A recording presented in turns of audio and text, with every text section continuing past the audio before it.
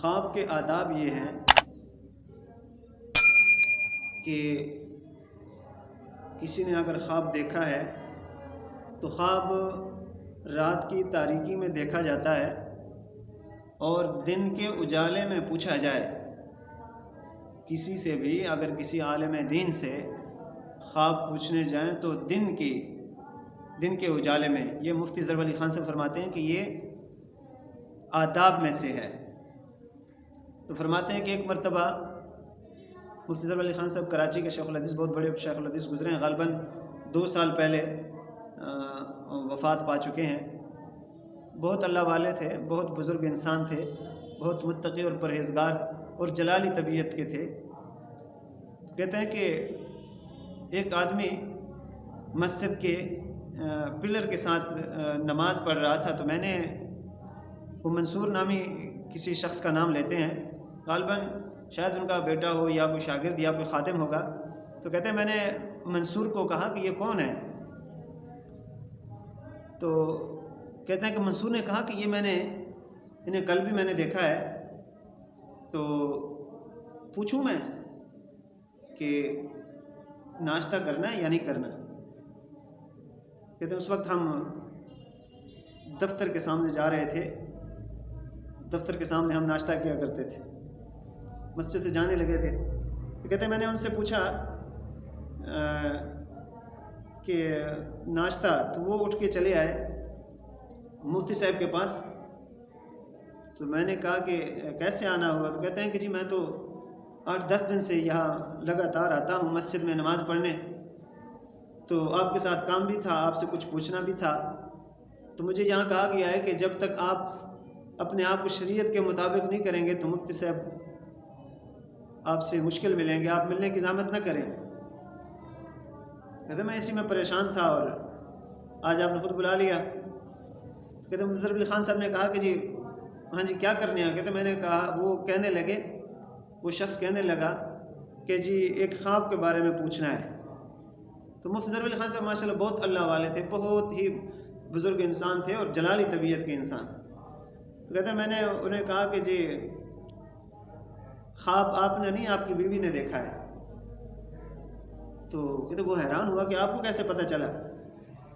کہتے میں نے کہا کہ چلو یہ تو بعد میں پتہ چلے گا، خواب سناؤ، خواب کیا دیکھا ہے؟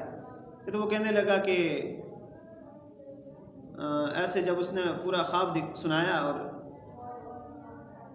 میں نے کہا کہ یہ خواب جو ہے آپ کی بیوی نے دیکھا ہے، تو آپ ایسے کریں، اس کا میں تعبیر نہیں بتاتا، میں تدبیر بتا دیتا ہوں۔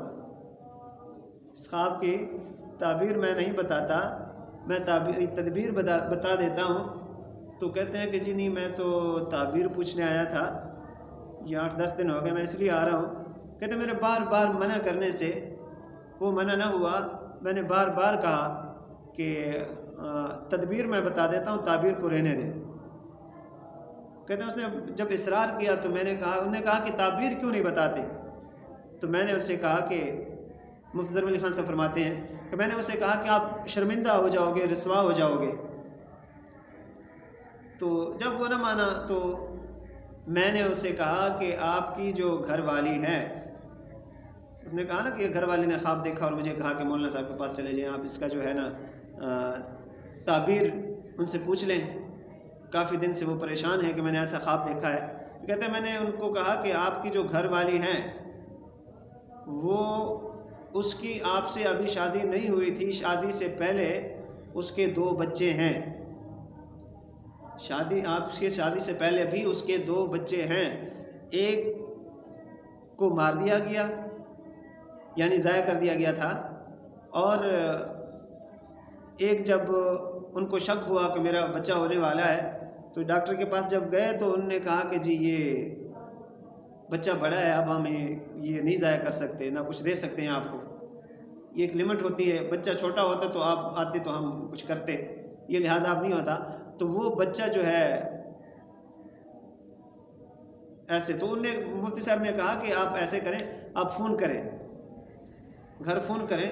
یہ پھر ان کی بیوی نے جب فون کیا انہوں نے، پھر انہوں نے کہا کہ جی مفتی صاحب کے ساتھ بیٹھا ہوں، اپنی بیوی سے کہا کہ میں مفتی صاحب کے پاس آیا ہوں تو وہ ایسے ایسے بتا رہے ہیں میری شادی سے پہلے آپ کی شادی ہوئی ہے؟ تو انہوں نے کہا کہ جی ہاں جی ہوئی تھی، شادی تو نہیں ہوئی، البتہ ایسے واقعی یہ 2 بچے جو ہیں واقعی ہوئے تھے، 2 بچے واقعی پیدا ہوئے تھے۔ تو انہوں نے کہا کہ جی یہ بچے کیسے پیدا ہوئے؟ تو انہوں نے پھر ساری سٹوری سنائی کہ ایسے ایسے غلط وہ جو معاملات تھے وہ باتیں بتائیں۔ تو مفتی صاحب نے کہا کہ جی بس وہ پریشان بھی ہوا اور جانے لگا۔